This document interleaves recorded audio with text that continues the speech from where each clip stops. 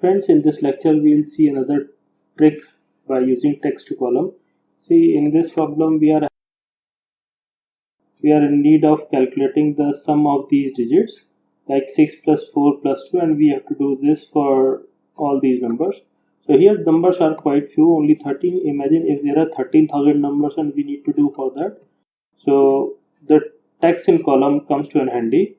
For that, select the data,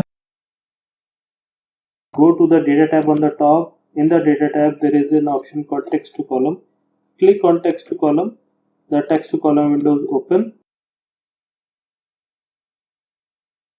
There is an option called delimiter fixed width. Select fixed width and then click on next, and in the next you see here the numbers are there.